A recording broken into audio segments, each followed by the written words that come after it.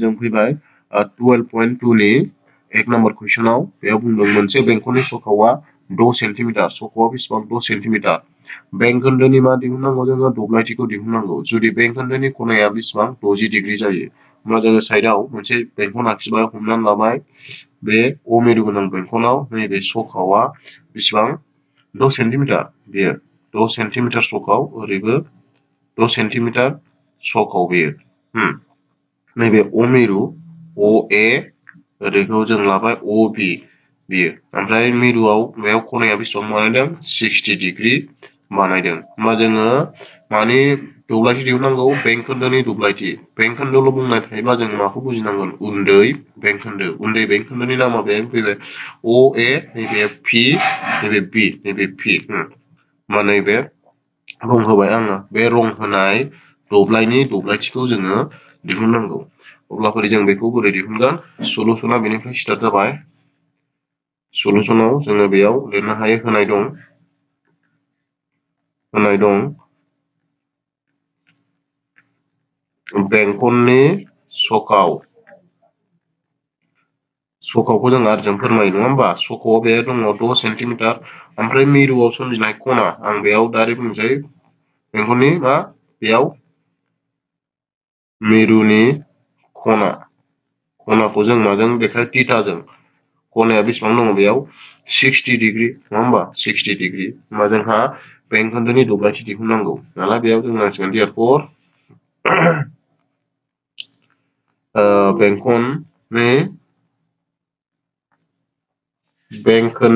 बेंखोन्दोनि नामा बे बबे जायो अ ए पि बि बे अ ए पि बि जायो नि दब्लायथि जोंनो बेंखोन्दोनि दब्लायथि दिहुननायनि फर्मुलाखौ मोनदोंमोन मा थीटा बाय 360 डिग्री इनटु मा पाइ आर स्क्वायर बेयाव बहायनानै जोङो बानायनांगोन होमबा बेखौ जों बानायबा मोनगोन थीटानि जायगायाव जोङो 60 डिग्रीखौ होदो गाहायाव 360 आनो थाबाय उनाव इनटु पाइ माइनि जोङो होनो हायो 22/7 आर सखावा बेयाव जोंना 6 दं नालाय स्क्वायर दं नालाय जों खेबसेनो खननै लिरनो हाखायो बिदि ओरैहाय मा जागोन दब्लायथि नालाय सेन्टिमिटार स्क्वायर दाना जों दानदो 60 सानजाब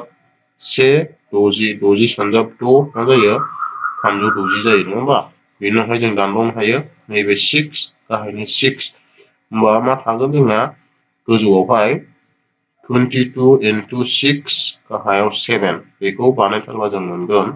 गाहायाव 7 गोजौआव 2 सानजाबनाय 12 2 सानजाबनाय 12 13 132/7 सेन्टिमिटार स्क्वायर अब्ला बेयो बेनि कारेक्ट एन्सार 12.2 नि 2 नम्बर कुइसनाव मा होनदों मोनसे बेंखननि मोनसे जखायसेनि दब्लायथि दिहुन जायनि सोरगिदिं सिमाया बेसेबां 22 सेन्टिमिटार दाना जोंहा नैबे मोनसे बेंखन जाहैबाय नङा होमबा बेंखन जों बेखौ मोनथिग्रोनांगोन जखायसे मायनि जों माखौ होननानै बुङो जुदि जोङो बेंखनखौ मोनब्रै बाहागो खालामनानै मोनब्रैयाव मोनसे लायो अब्ला बेखौ जोङो मा होननानै बुङो जखायसे हमनानै लाबाय आङो बेंखनखौ ओरैहाय मोनब्रै इकुवेल पार्टआव ओरै बोखावबाय बेबायदि मोनब्रै बोखावबाय अब्ला जोङो बे मोनब्रै दब्लाय मोनाखै होनबा बेनो जाहैबाय जखायसे दा जोङो बेयाव मोनसे जखायनि बाथ्रा बुंदों नालाय जोङो नैबे मोनसे जखायसेखौल' लाबाय अब्ला बेनि जोङो मा दिहुननांगौ दब्लायथि दिहुननांगौ अब्ला बेयो जोंना मोनसे बेंखोन्दो महराव जाबाय नङा होमबा बेखौ जोङो अ मेरु होबाय जेनेबा जुदि बेखौ ए नैबेखौ बि नैबेखौ पि होयोब्ला जोंहा बेयो मोनसे मा जखाय जाबाय अब्ला मोनसे बेंखोन्दो जाबाय दाना बे बेंखोन्दोनि दब्लायथिखौ दिहुननो थाखाय जोंनो मा नांगौ सखाव नांगौ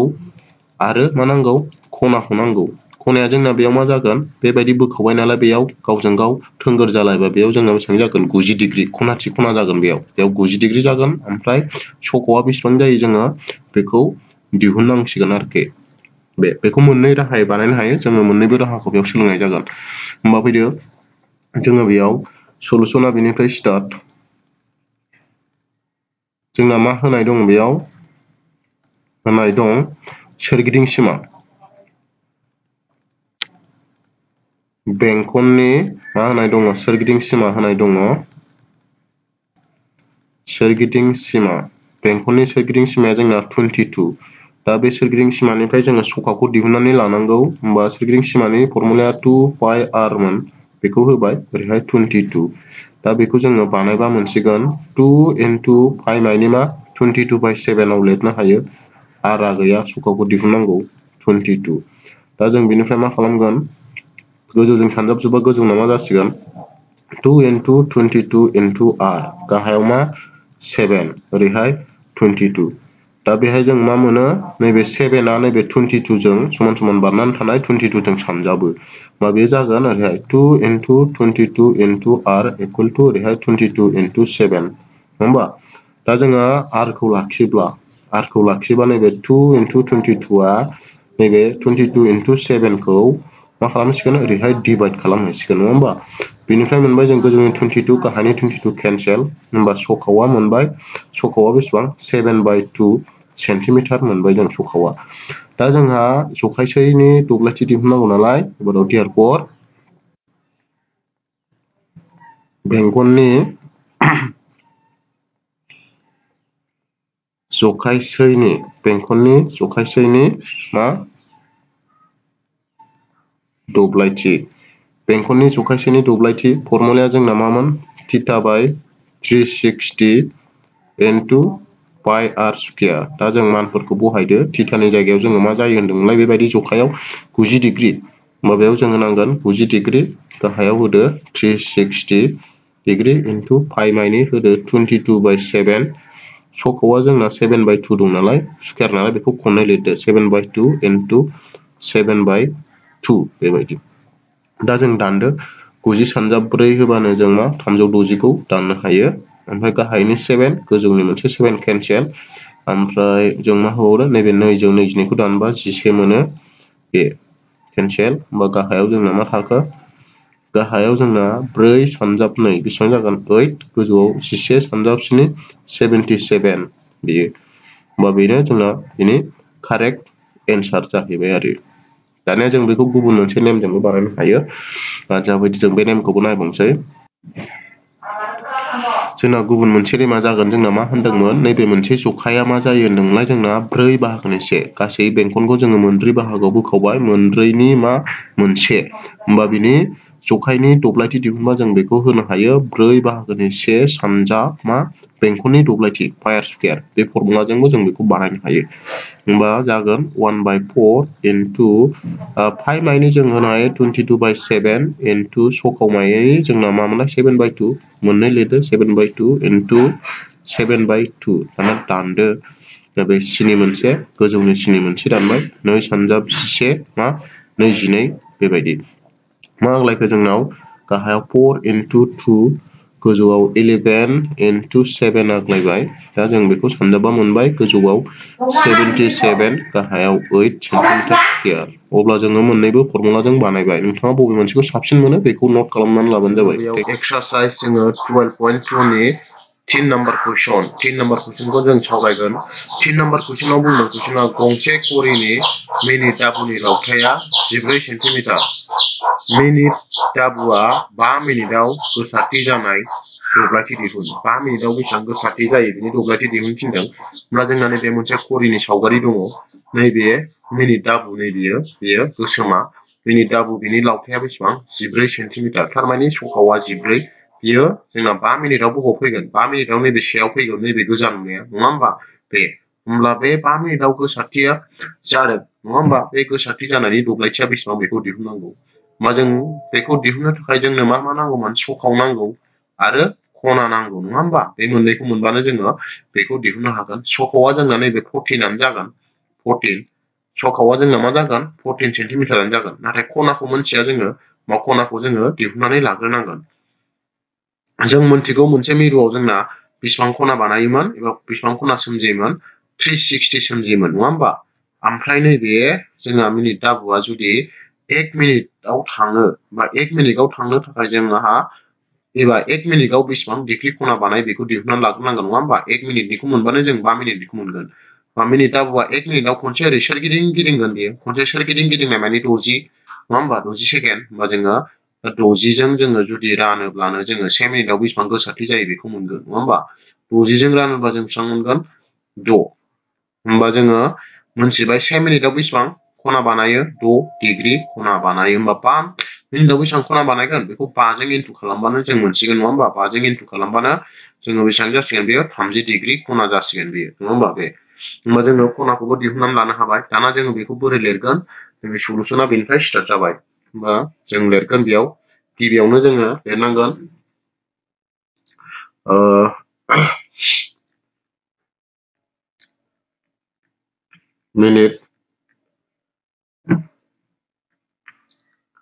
मिनिट दाबुआ 5 मिनिटाव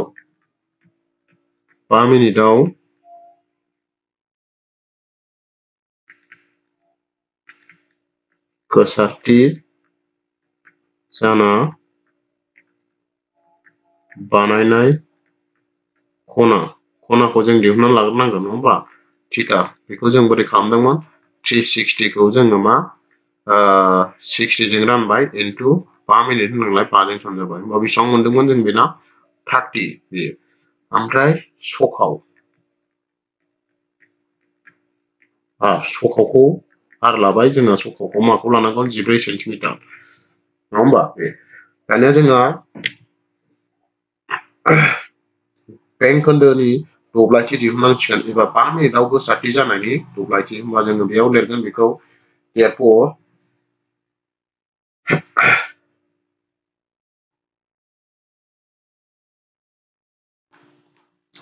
बेयाव लिरनांसिगोन जों बेखौ therefore मिनिट दाबुआ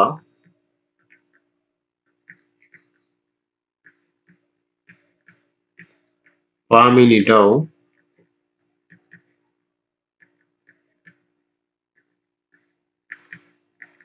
गोसारथि जानायनि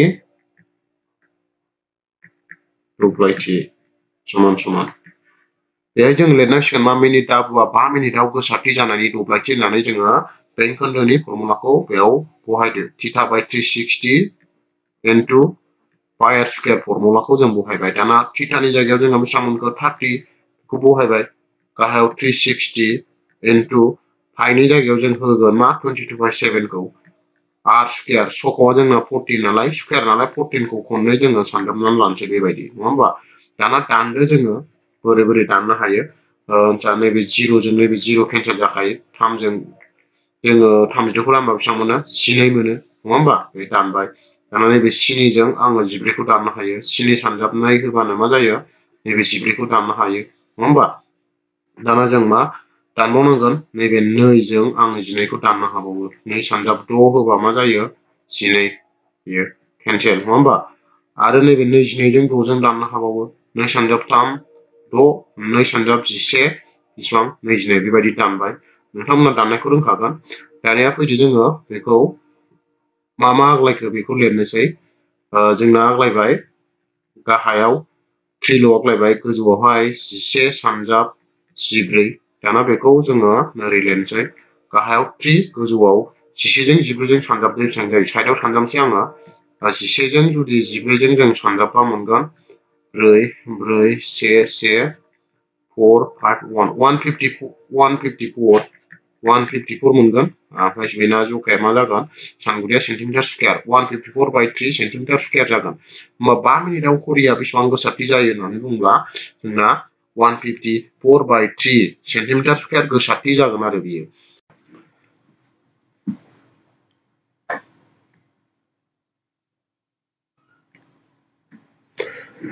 दा बेयाव फैलायबाय जोंहा 12.2 नि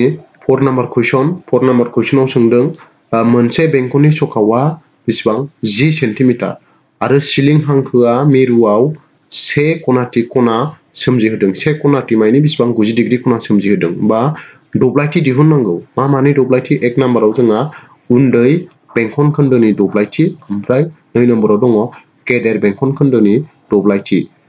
बे मोननैखौ दिहुननांगौ गिबियाव जोङो रमान 1 खौ नायग्रोनोसै नैबे साइडआव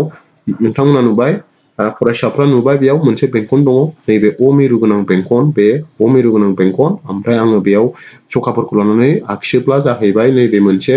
सिलिं हांखो ए बि आ मोनसे सिलिं हांखो जाहैबाय ओमफ्राय आं जुदि बेजों ओरै फोनांजाबोब्ला बेयो सकआव जाहैबाय नङा होमबा सकआवबो होनाय दंखायो सकआव बेसेबां 10 सेन्टिमिटार बे 10 सेन्टिमिटार आरो नैबेबो बेसेबां 10 सेन्टिमिटार होनाय दङ नैबे होमबा बेयाव जोंहा उन्दै बेंखन खोन्दोआ बबे जाखो नैबे रं होनाया उन्दै बेंखन खोन्दो जाबाय नङा होमबा नैबे रं होनाया मा उन्दै बेंखन खोन्दो बेखौ नाम होबाय आङो पि APB आ जोंना मा जाहैबाय उन्दै बेंखन खोन्दो अब्ला बे उन्दै बेंखन खोन्दोनि दब्लायथिखौनो दिहुननांगौ फरायसाफ्रा बुजिनायनि थाखाय आङो रं होनोसै बेखौ मोजाङैनो हमनानै लाबाय आं बेखौ गोजाजों रं होबाय नङा होमबा नैबे गोजाजों रं होबाय बेयो बे रं होनाय दब्लायखौनो जोङो बुङो मा उन्दै बेंखन खोन्दो नङा होमबा दाना बे बेंखन खोन्दोनि दब्लायथिखौ दिहुननांगौ रमान 1 आव फैदो जोङो होमबा रमान 1 आव दिहुनग्रोनोसै होमबा नैबेनिफ्राय स्टार्ट जाबाय सलुसना आं बे सलुसन होबाय होमबा लिरलांसै बेयाव जोङो गिबियावनो मा होनांगोन होनाय दं होननानै लिरनांगोन होमबा सकाव फार्स्टआव जोङो सकावआ बेसेबां दं बेखौ लिरगोनसै जोङो सकाव आर बेसेबां 10 सेन्टिमिटार नङा होमबा सकावआ 10 सेन्टिमिटार ओमफ्राय खनाया बेसेबां थिथाया जोंना दङ से खनाथि मानि बेसेबां 90 डिग्री नैबेयाव खनाया बेसेबां खना बानाय 90 डिग्री खना बानाय बेयाव होमबा जोङो गिबियाव मा खालामनांगोन रमान 1 आव देयारफर जोङो रमान 1 आव दिहुननांगोन मा उन्दै बेंखन खोन्दो बेयाव उन्दै बेंखन खोन्दोनि नामा बेयाव मा ब्रेकेटाव लिरदों APB नि दब्लायथि समान समान दाना APB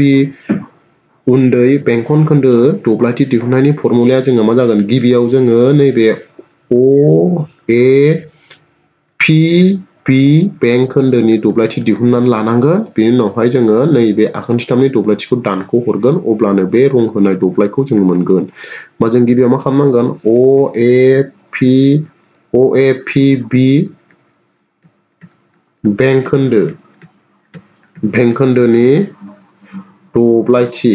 खोन्दोनि दब्लायथि दानख' माखौ दानख'नांगोन आखान्थिथाम OAB नि दब्लायथि नङा होमबा बेयो होमबा जोङो गिबियाव मा फार्स्टआवनो OAPB नि दब्लायथिखौ दिहुनग्रो बिनि उनावहाय आखान्थिथामनि दब्लायथिखौ दिहुन बिनि उनावहाय मोननैजों दानख' अब्लानो बे रं होनायखौ मोनगोन होमबा जोङो OAPB बेंक खोन्दो दब्लायथि दिहुननायनि फर्मुलाखौ जोङो मोनखादोंमोन मा थिथा बाय 360 इनटु पाइ आर स्कुयार नंगौ दाना आखान्थिथामनि दब्लायथिया बेयाव मोनसे खनाथिया आखान्थिथाम नालाय बेयाव जोङो फर्मुलाया बाहायनांगोन 2 बाहागोनि 1 सानजाब हासा सानजाब जौथाइ नङा होमबा बेयो हाइट इनटु बेस बेखौ बे फर्मुलाखौ जों बाहायनांगोन अब्ला जोङो बे फर्मुलायाव बहायनानै जोङो फैदो बानायलांसै होमबा जोङो बेयाव फारि फारि बहायलांसै जोङो थिथायाव जोंना बेसेबां दंमोन 90 दंमोन नङा होमबा 90 गाहायाव जोङो बेसेबां 360 इनटु पाइ माइनि जोंना मा 22/7 इनटु आर सकावा जोंना बेसेबांलाय 10 स्कुयार नालाय खननै लिरनांगोन 10 इनटु 10 माइनास दाना आखान्थिथामनि बेलायाव फैलायबाय बेना 2 बाहागोनि 1 सानजाब हासा एबा जौथाया बेसेबां जौथायाबो 10 आनो जागोन ओमफ्राय हासायाबो बेसेबां जागोन 10 आनो जागोन बेबायदि बहायजोब्बाय दाना दानदो दानजानायखौ दाननांसिगोन नै 90 जों आं 360 खौ दाननो हायो 90 सानजाब 4 होबानो मा जायो 360 खौ केनसेल खालामनो हायो नङा होमबा दाननायखौ आङो गुबुन कालार होनानै दाननोसै ओमफ्राय नैबे मोनसे नैबेजों मा बेखौ दानखाबाय 90 जों 360 खौ दानखांनायनि उनावहाय आङो माजों दानबावनो हायो 4 जों 10 जों दाननो हाबावो नै 2 सानजाब 2 होबानो 4 जायो ओमफ्राय 2 सानजाब 5 होबानो मा जायो 10 जायो नङा होमबा आरो 2 जों 22 खौ दाननो हाबावो 2 सानजाब 11 होबानो मा जायो 22 आबो केनसेल गैला होमबा गाहायाव 7 गोजौआव 11 सानजाब 10 ल'सै दाना नैबे आखान्थिथामनिखौ दानबा आङो हायो 2 सानजाब 5 होबानो मा नैबे 10 खौ दाननो हायो बेबायदि होमबा दाना मा आग्लायखो नायनोसै नैबेना गाहायाव 7 ल' आग्लायबाय गोजौआव मा आग्लायखो 11 सानजाब 10 आग्लायबाय नङा होमबा ओमफ्राय मोनसे मा 5 आग्लायबावबाय बे माइनास नैबेना मा आग्लायखो 1 सानजाब 10 सानजाब 5 50 जागोन आरो बे दाना बेखौ सानजाबजोबदो सानजाबनानै बेसेबां मोनो होदो जाना 11 जों 10 जों 5 जों सानजाबदो सानजाबना मोननायखौ बेयाव होदो बेसेबां जागोन 5 जों 10 जों 55 55 जों 10 जों 550 नङा होमबा 550 जागोन ओमफ्राय माइनास नैबेना मोनथामखौ सानजाबबा बेसेबां मोनगोन बे 50 दाना बेखौ जोङो मा खालामबावदो रानदो 550 खौ जोङो 550 खौ 7 जों रानबा मोनगोन रानबाय जोङो 550 खौ 7 जों राननानै मोनगोन सरि नैखौ होनांलामोन रानबाय जोङो नोंथांमोना राननायखौ रोंखागोन आङो रानबा मोनगोन बेखौ 78.57 थांबाय थाबावगौमोन आं 57 जों होनानै दोनबाय माइनास 50 दाना 78.57 निफ्राय 50 खौ दानख'दो होमबानो जोङो मोनबाय आरोखि बेखौ होमबा जोङो दानख'नोसै 78.57 निफ्राय जोङो मा 50 खौ दानख'बा मोनगोन 28.57 सेन्टिमिटार स्कुवेर आरोखि होमबा जों बेनिफ्राय मोनबाय उन्दै बेंखन खोन्दोनि दब्लायथिया 28.57 सेन्टिमिटार स्कुवेर जायो मिथिबाय नैबे रं होनायनिया जोंना मोनबाय बेयो बेसेबां मोनखो 28.57 जोङो मोनबाय दानिया फैदो जे नेक्स्ट जोङो रमान 2 खौ नायबावनोसै दाना रमान 2 आव जोंना कुइसना बुंदों नै रमान 2 आव गेदेर बेंखन खोन्दोआ बबेखौ होगोन बेयाव जोंहा ए नैबेयाव जोङो मा होनांगोन मोनसे किउ होनांगोन ए किउ ओमफ्राय बि नैबेयो ए किउ बि आ जोंना मा जागोन गेदेर बेंखन खोन्दो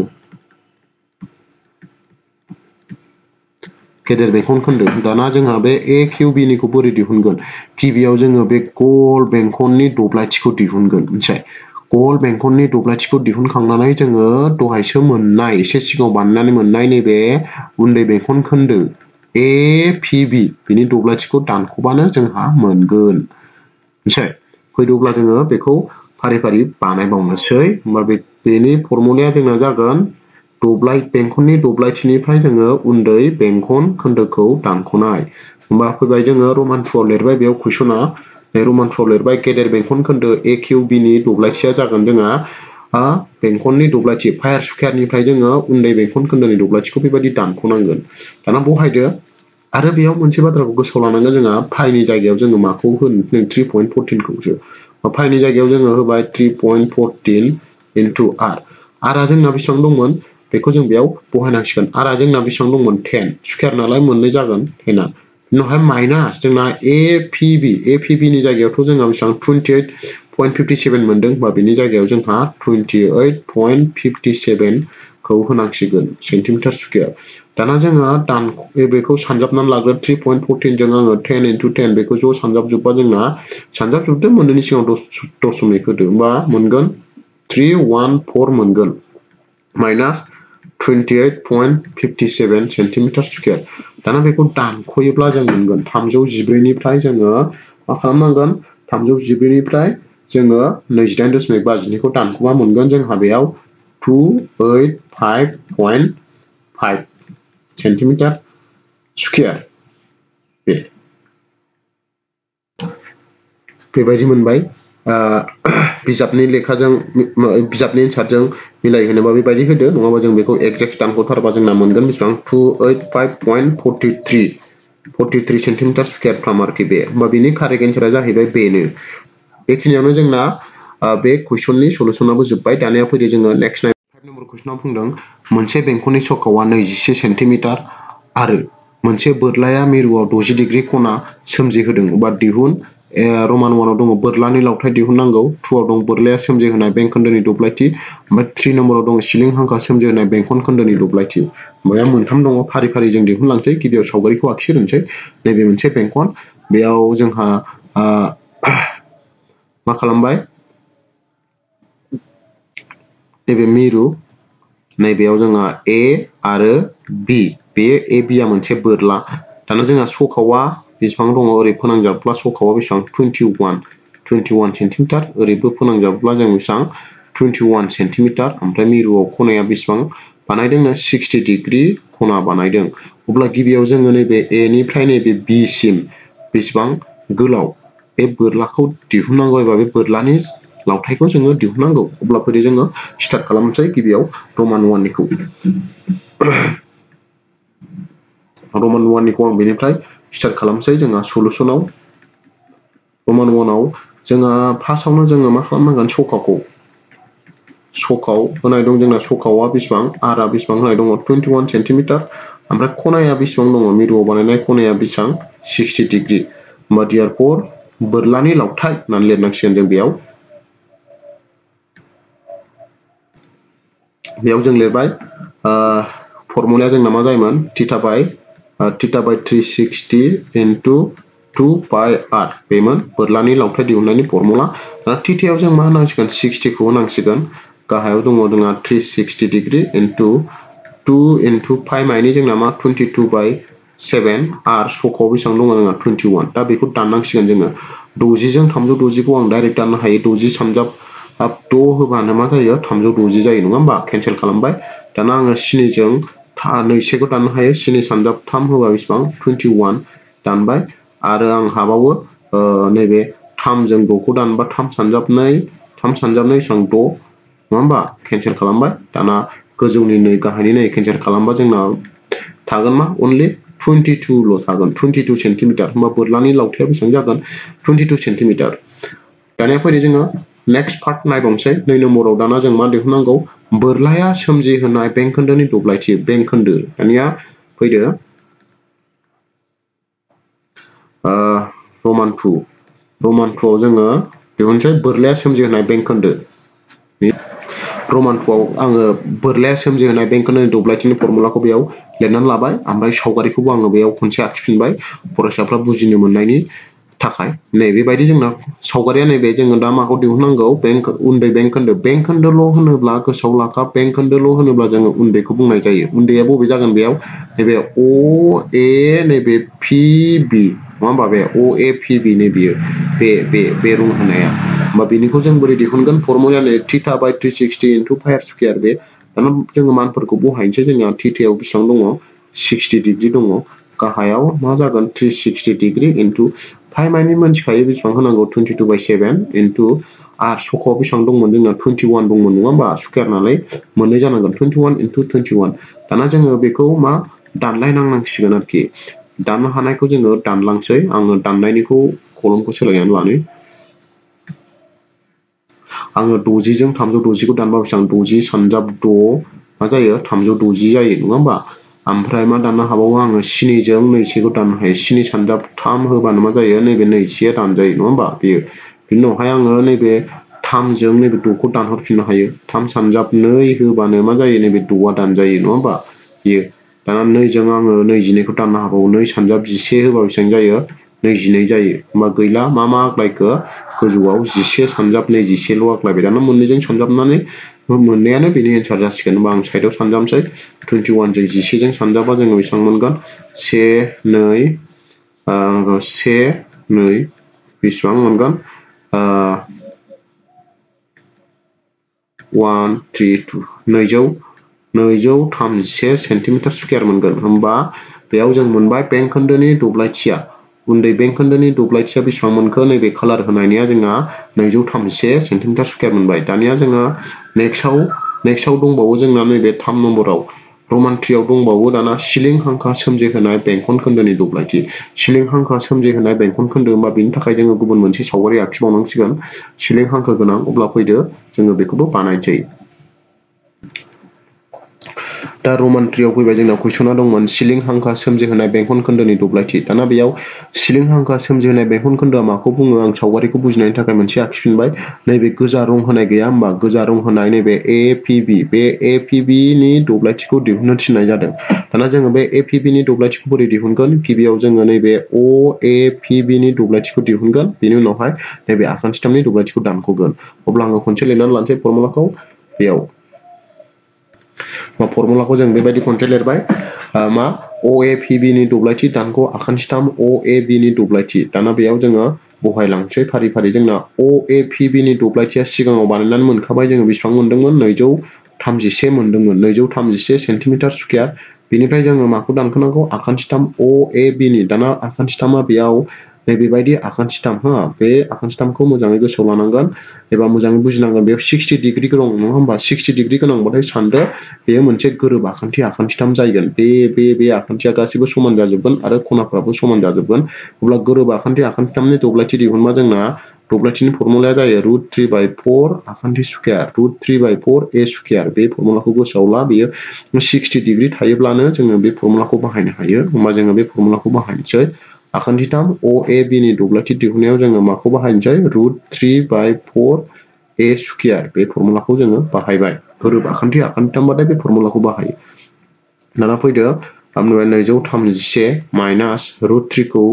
√3 आनो दोनबाय by 4 into आखान्थिया जोंना बेसेबां दङ 21 मोनथामबो आखान्थिनि जखाया मा जागोन 21 जाजोबगोन बा स्कुयार नालाय 21 into 21 बिदि होदो बिनि उनाव जोङो बेखौ लिरनांगोन 231 दानख' गोजौआव √3/4 दाना 21 जों 21 सानजाबा जोङो बेसेबां मोनगोन 441 मोनगोन नङा होमबा दाना बेखौ जोङो साजायनानै लिरबा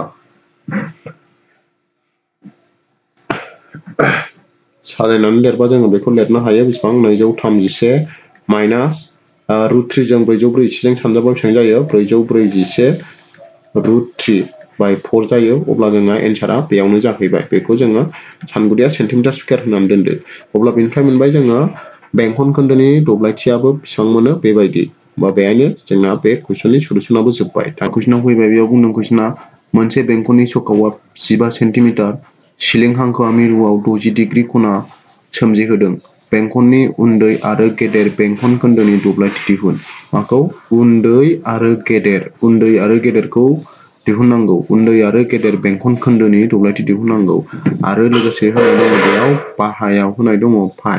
फाइखौ जों बेसेबां बाहायनांगौ 3.14 फाइनि जायगायाव 3.14 होनांगौ आरो √3 नि जायगायाव जोङो होनांगौ 1.73 बेखौ होनांगौ होमब्ला सावगारिया बेबायदि जोङो मोनसे सिलिं हांखो आखिग्रोनोसै बेयाव AB आ मोनसे सिलिं हांखो AB मोनसे सिलिं हांखो ओमफ्राय सकावआ जोंना OA आरो OB आ सकाव बेबायदि 15 आरो 15 सकावनि जखाया ओमफ्राय मिरुआव बेसेबां खना बानायदों 60 डिग्री खना बानायदों बा गिबियाव जों माखौ दिहुननांगौ उन्दै बेंखन खोन्दोआ बबेयाव आं कालार होनानै देखायनोसै उन्दै बेंखन खोन्दोआ जोंना नैबेयो आं कालार होनानै होबाय नैबे रं होनाय एबा कालार होनाय बेयो जाहैबाय मा जोंना उन्दै बेंखन खोन्दो अब्ला बेखौ दिहुननांगौ बेनि दब्लायखौ दिहुननांगौ बेनि दब्लायखौ दिहुननायनि फर्मुलाया जोंना जायोमोन मा गिबियाव जोङो मा नैबे OA नैबेयाव OAPB बेंक खोन्दोनि दब्लायथि दिहुननानै जोङो आखान्थिथामनि दब्लायथिखौ दानख'योमोन होमब्ला फैदो जोङो सलुसना बेनिफ्राय स्टार्ट जानोसै सलुसन गिबियाव जोङो लिरनोसै सकाव होनाय दङ होनानै लिरदो सकावआ आरआ बेसेबां होनाय दङ 15 सेन्टिमिटार ओमफ्राय खनाया बेसेबां होनाय दं खनाया जोंना 60 डिग्री होनाय दं होमबा देयारफर जों लिरनांगोन बेयाव उन्दै बेंखन खोन्दोनि दब्लायथि होमबा जोङो लिरबाय उन्दै बेंखन खोन्दो APB नि दब्लायथि होमबा बेनि दब्लायथि दिहुननायनि फर्मुलाया जोंना जायो मा OAPB नि दब्लायथि OAPB मायनि जोंना माखौ होनाय जादों नैबे OAPB बेंक खोन्दोनि दब्लायथि बेनिफ्राय जों माखौ दानख'नांगौ OAB आखान्थिथामनि दब्लायथिखौ दानख'नांगौ होमबा फैदो जोङो बहायनोसै फर्मुलाखौ OAPB नि दब्लायथिनि फर्मुलाखौथ' जों मोनथिखागौ मामोन θ/360 into पाइ r स्कुयार माइनास आखान्थिथामनि दब्लायथिया आखान्थिथामा बेबो 60 डिग्री गोनां बेनिखायनो आं बेयावबो गोरोब आखान्थिथाम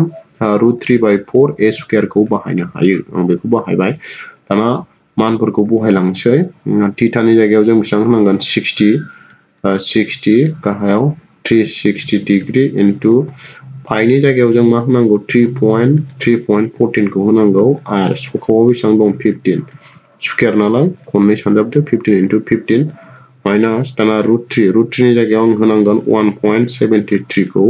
बिनि उनाव गाहायाव 4 दं into आखान्थिया बेनाबो मा 15 into 15 जागोन बे दाना जोङो दाननो हानायखौ दानदो दाना जोङो दाननोसै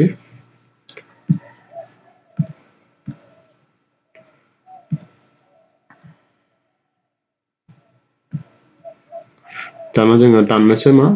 3 जोङो 360 खौ 60 जों दानोबा 60 सानजाब 6 होबानो 360 बे केन्सेल बिनि उनावहाय बेथ' दानजाला आरो आं बेखौ दुइसिन महरावबो दानबावनो हायो आं दानला खेबसेनो सानजाबनोसै सानजाबबा गोजौआव आं सानजाबनांगोन बेसेबां 3.14 into 15 into 15 गाहायाव बेसेबां 6 माइनास नैबेनाथ' दानजाला आं गोजौआव मा सानजाबनांगोन 1.73 into 15 into 15 गाहायाव 4 गाहायाव बेसेबां 4 दाना सानजाबबा गोजौआव बेसेबां जागोन सानजाबबा 706.50 मोनगोन सानजाबबा गाहायाव 6 माइनास नैबेनाबो गोजौनिखौ सानजाबजोबबा मोनगोन 389.25 गाहायाव 4 दाना आङो बेखौ दशमिकखौ बोखारनोबो हाबाय नङाबा 6 जों डाइरेक्ट राननो हाबाय रानबा फैसाफ्रा मोनगोन 117.75 मोनगोन रानबा माइनास नैबेनाबो 4 जों रानोबा मोनगोन 97.3125 मोनगोन दाना दानख'बा जोङो मोनगोन बेखौ दानख'बा मोनहैसिगोन 20.4375 सेन्टिमिटार स्कुवेर अब्ला बियो बिनि कारेक्ट एन्सार जाबाय आरोखि होमबा जोङो बेयाव उन्दै बेंखन खोन्दो नैबे कालार होनाय उन्दै बेंखन खोन्दो कालार होनाय APB बिनि दब्लायथिखौ मोनबाय दानिया जोङो मा गेदेर बेंखन खोन्दोनिखौबो दिहुनबावनांगौ अब्ला फैदो गेदेर बेंखन खोन्दोनिखौ दिहुननोसै दाना जों बेयाव लिरगोन दानिया बेयाव गेदेर बेंखन खोन्दो AQB नि दब्लायथि बुजिनायनि थाखाय आं सावगारिखौ मोनसे आखिबावबाय बेबायदि नैबे गोजौआव रं होआखै होनबा बे रं होनायनि दब्लायथिखौ दिहुननांगौ नैबे गाहायनिखौ गारनानै गोजौनि रं होनाया मा जागोन बेयो AQB जागोन अब्ला बिनि दब्लायथिखौ जोङो दिहुनगोन होमबा दा फैदो AQB नि दब्लायथिखौ जोङो बोरै दिहुनगोन बेयाव फर्मुलाखौ लिरबाय गेदेर बेंखन खोन्दो AQB नि दब्लायथि समान समान जोङो जायोमोन मा बेंखननि दब्लायथि बे बेंखननि दब्लायथिनिफ्राय जोङो मा उन्दै बेंखन खोन्दो नैबे APB निखौ दानख'बानो मोनो बेयाव दब्लायथि नङा होमबा बे दाना जोंना फैदो फाइनि जायगायाव जों बेसेबां होनांगौ 3.14 into आरआ बेसेबां दंमोन जोंना आरआ 15 स्कुवेर नालाय खननै लिरनांगोन 15 into 15 माइनास दाना APB नियाव जोंहा एसे सिगाङाव बानायनानै मोनबाय बेसेबां 20.बेसेबां मोनदोंमोन 20.4375 मोनदोंमोन नङा होमबा बेयो दाना जोङो बेखौ सानजाबदो 3.14 जों 15 into 15 सानजाबबा मोनगोन जोंहा बेसेबां मोनगोन 706.50 मोनगोन माइनास दङ 20.4375 दाना जोङो दानख'बा मोनगोन दानख'बा जोङो साइडआव दानख'बा जोङो बेनि एन्सारा मोनगोन 686.0625 सेन्टिमिटार स्कुवेर अब्ला बेनो जाहैबाय मा गेदेर बेंखन खोन्दो नैबे रं होनायनि दब्लायथि दा फैबाय जोंहा 12.2 नि जोंहा 7 नाम्बार कुइसनाव बुंदों मोनसे बेंखननि सखावा बेसेबां 12 सेन्टिमिटार सिलिं हांखोआ मिरुआव बेसेबां 120 डिग्री खना सोमजिहोदों बेंखन खोन्दोनि दब्लायथि दिहुन होमबा जोङो सावगारिखौ आखिनोसै बेयाव नैबे अ मिरु गोनां बेंखनाव नैबे सिलिं हांखो AB आ मोनसे सिलिं हांखो नङा होमबा AB मोनसे सिलिं हांखो ओमफ्राय सखायाव बेसेबां 12 बेहाय 12 ओरैबो बेसेबां 12 बेबो 12 सेन्टिमिटार बेबो 12 ओमफ्राय मिरुआव खनाया बेसेबां सोमजिदों 120 डिग्री खना सोमजिदों अब्ला जों माखौ दिहुननांगौ बेंखन खोन्दोनि दब्लायथिखौ दिहुननांगौ होमबा बेंखन खोन्दोआ बे बबे जाखो बेंखन खोन्दोआ जोंना बेयाव नैबे कालार होनाया बे कालार होनायनि दब्लायथिखौ जोंहा दिहुननांगौ होमबा बेवहाय जोंहा मा बाहायनांगौ फाइनि जायगायाव जोङो 3.14 बाहायनांगौ ओमफ्राय √3 नि जायगायाव 1.73 बाहायनांगौ होननानै बुंदों अब्ला बेयाव जोङो मोनो मिरुआव सोमजिनाय खनायाव 120 डिग्री माने 90 डिग्रीनिफ्राय देरसिन जुदि 90 डिग्रीनिफ्राय देरसिन जायोब्ला जोङो आखान्थिथामनि दब्लायथि दिहुननायनि फर्मुलाया बेयाव गोसोआव लानांगोन आखान्थिथामनि दब्लायथि दिहुननायनि फर्मुलाया जों बेयाव बाहायगोन r square into sin theta by 2 into मा cos थीटा by 2 बे फर्मुलाखौ बाहायगोन बेखौ गोसोआव लाबानो जाबाय जुदि खनानि माना जुदि 120 होनाय थायो एब्ला 90 डिग्रीनिफ्राय देरसिनाव थायो 90 डिग्रीनि देरसिनाव थायोबाथाय जोङो बे फर्मुलाखौ बाहायनानै आखान्थिथामनि दब्लायथिखौ दिहुननो हायो अब्ला फैदो जोङो सलुशनखौ जागायनोसै बेयाव सलुशनाव जोंहा सखआव बेसेबां होनाय दङ बेयाव सखआव आरआ होनाय दङ बेसेबां 12 सेन्टिमिटार ओमफ्राय खनाया बेसेबां होनाय दङ थिटाया जोंना 120 डिग्री अब्ला जोङो बेंखन खोन्दोनि दब्लायथि therefore बेंखननि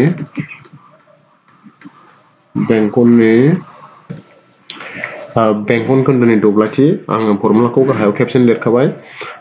जोंना फर्मुलाया मा जायोमोन OAPB नि दब्लायथिनिफ्राय जोङो आखान्थिथाम OAB नि दब्लायथिखौ दानख'नांगौ दाना बहायदो फर्मुलाखौ जोंना OAPB नि दब्लायथि दिहुननायनि फर्मुलाया जायोमोन थीटा बाय 360 इनटु पाइ आर स्कुवेर जायो दाना आखान्थिथामनि दब्लायथिया आं मा होनदोंमोन दहाय 90 डिग्रीनि देरसिन जायोब्ला खनाया जोङो नैबे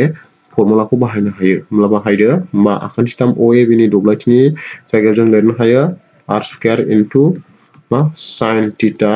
बाय 2 इनटु मा कस थीटा बाय 2 जुदि 90 डिग्रीनि देरसिन होनाय थायोब्ला खनानि माना दाना जोङो बहायदो मानफोरखौ थीटायाव जोंना बेसेबां होनाय दङ 120 डिग्री होनाय दङ गाहायाव 360 डिग्री इनटु पाइनि जायगायाव जोङो 3.14 खौ होनांगौ सखआव बेसेबां दङ जोंहा सखआव बेयाव 12 नङा होमबा सखआव जोंना बेसेबां 12 दङ होमबा जोङो 12 खौ मोननै होनांसिगोन 12 इनटु 12 माइनास दाना आखान्थिथामनियावबो 12 आ मोननै जागोन आर स्कुवेर माइनि 12 इनटु 12 इनटु साइन थीटा माइनि जोङो मा लिरनांसिगोन साइन थीटानि जायगायाव 120 साइन 120 बाय 2 इनटु ओरैबो cos 120 बाय 2 बेबायदि लिरदो बेनि उनावहाय दाना जोंहा दाननांसिगोन दाना 120 जों आङो 360 खौ दानलायनो हायो बिसोर मोननैजों दानबा मोनगोन 120 जों आङो बेयाव 3 होबानो बेखौ दाननो हायो बेनि उनावहाय नैबे 3 जों 12 जोंबो दाननो हायो 3 सानजाब 4 होबा बेसेबां 12 बेखौ ओरै दाननो हायो दाना नैबेना दानगोन आङो नैबेखौ 2 जों 120 खौ दानबा बेसेबां 60 नैबेनाबो बेखौ दानबा बेसेबां 60 120 खौ 2 जों दाननानै 60 मोनबाय दा जोङो बेसेबां थाखो बेयाव 3.14 इनटु 12 इनटु 4 ल' थाबाय माइनास बेयाव थासिगोन जोंना 12 इनटु बेसेबां साइन 60 इनटु बेयाव थाबाय cos 60 बेबायदि दा जोंहा बेखौ सानजाबजोबनांसिगौ दाना बे मोनथामजों सानजाबनोसै बेसेबां जायो दा बेखौ सानजाबदो 3.14 12 इनटु 4 मोनथामजों जोङो सानजाबबा मोनगोन 150.72 माइनास बेनाबो 12 इनटु 12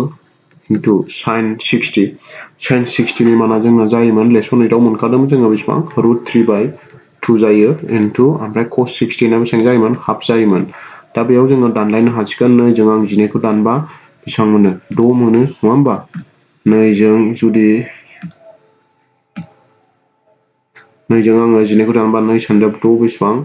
12 बिदि आरो नैबे 2 जोंबो 2 सानजाब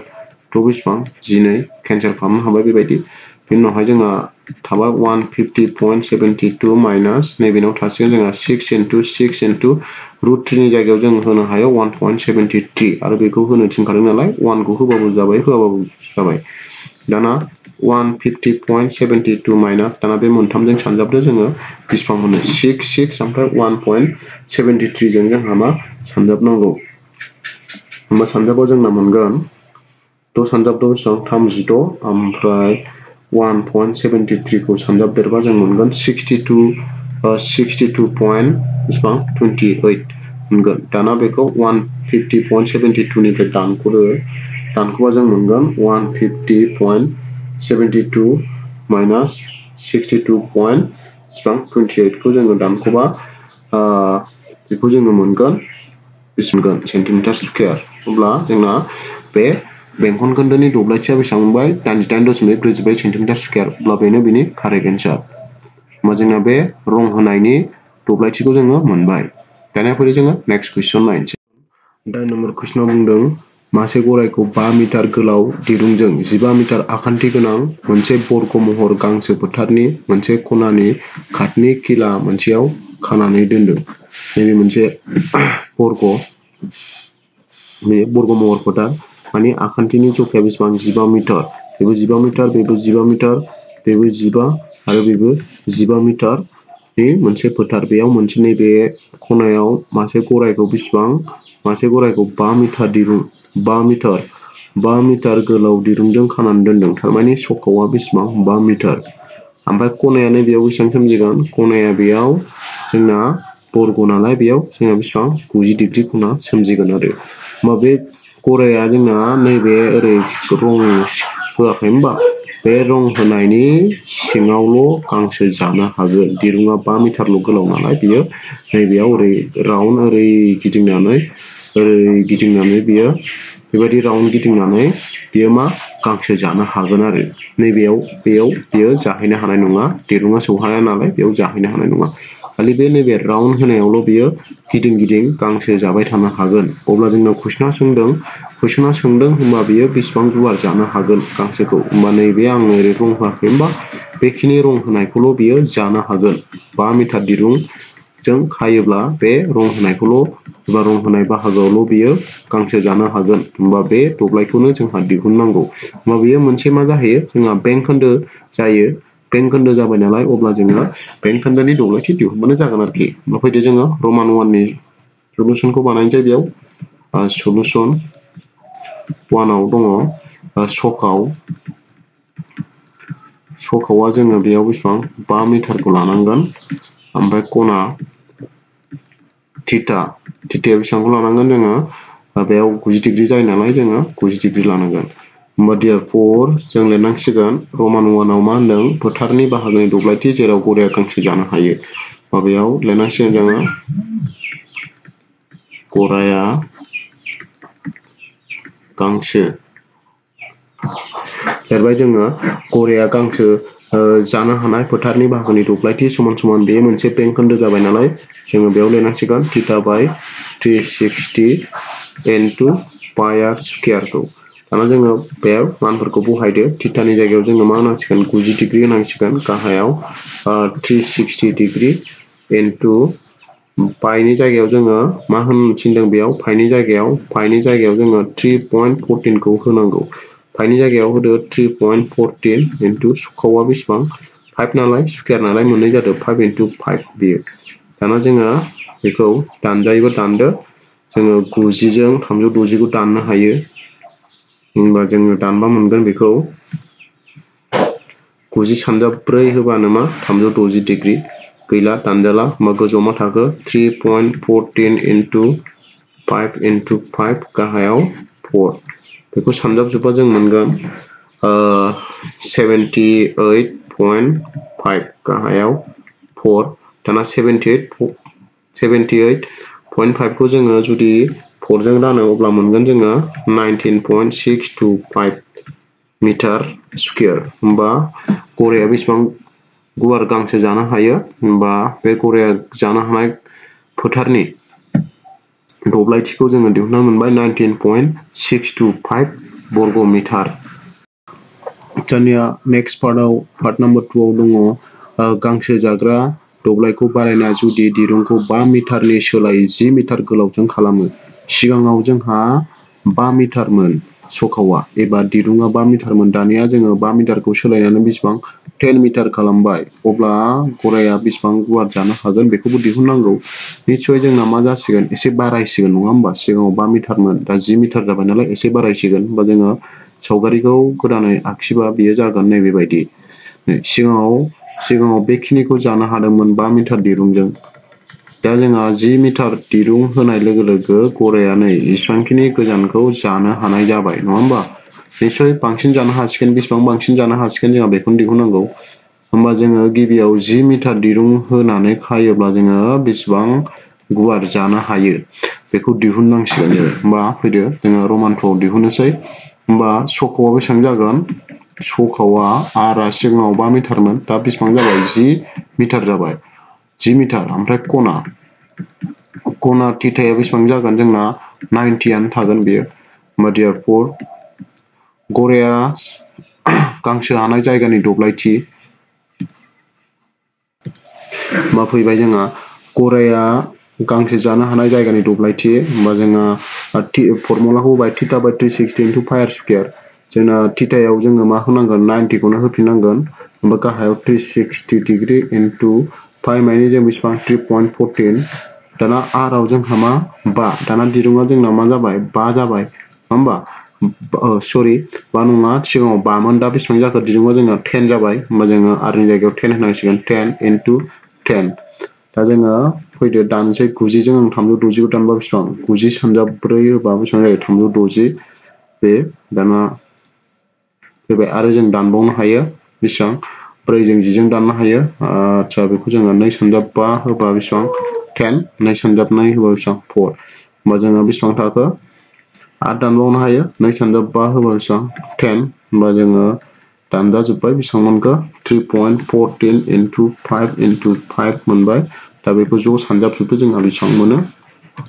दा बेखौ 3.14 इनटु 5 इनटु 5 सानजाबजोबा जोङो मोनसिगोन बेसेबां 78.5 मिटार स्क्वायर मोनसिगोन होमबा 10 मिटार दिरुं होब्ला एसेबांखिनि जानो हायो 78.5 मिटार स्क्वायर दब्लायखौ जानो हायो दानिया जोंहा दिहुननांसिगोन मा बारायनाय बेसेबां बारा जानो हाखो बारायनाय माने नैबे बे बेसेबां बारा जानो हागौ बेखौ दिहुननांसिगोन अब्ला फैयो जों बेखौबो दिहुनखानोसै देयरफर बेयाव नांसिगोन देयरफर बारायनाय फोथारनि दब्लायथि बारायनाय फोथारनि दब्लायथि समान समान जों दा 10 मिटार दिरुं होयोब्ला बेसेबां जानो हायो गराया 78.5 मिटार माइनास ओमफ्राय सिगाङाव बेसेबां जानो हायोमोन सिगाङाव जानो हानाया जोंना बेसेबां दंमोन 19.625 बेखौ दानख'नांसिगोन बेयाव 19.625 बेखौ दानख'दो दानख'बा जोंना बेसेबां मोनगोन 78.5 निफ्राय जों दानख'नांसिगोन दानख'नायखौथ' रोंखागौ जोङो ओरै होनांगोन 78.5 नैबेना पइन्टनि उनाव मोनथाम दं नालाय बेयावबो मोनथाम खालामनानै लानांगोन जोङो मोननै जिर' होदेरनानै बिनि उनावहाय नैखौ बहायदो 19.625 बेयो दानख'दो जोङो दानख'बा बेसेबां मोनगोन 19.625 खौ दानख'बा जोंहा मोनहैसिगोन 10आवबा थांबा 5 नैबेयाव 9 थाबाय 9आव 2 थांबा बेसेबां 7 ओमफ्राय नैबे 14 जाबाय 14आव जोङो मा 6 दानख'दो 8 पइन्ट नैबे जाबाय 18आव 9 थांबा बेसेबां 8 उनावहाय नैबे 6आव 1 थांबा बेसेबां 5 58.875 होमबा दानख'बा बेसेबां मोनखो 58.875 मिटार स्क्वायर मोनबाय होमबा बारायनाय फोथारनि दब्लाया 58.87 मिटार स्क्वायर होमबा गराया बेसेबां बारा जानो हागोन 58.875 मिटार स्क्वायर जायगायाव जादेरनो हागोन बेयो होमबा बे कुइसननि एन्सारा बेयावनो जोब्बाय दानिया फैदो जोङो नेक्स्ट कुइसन नायनोसैलाय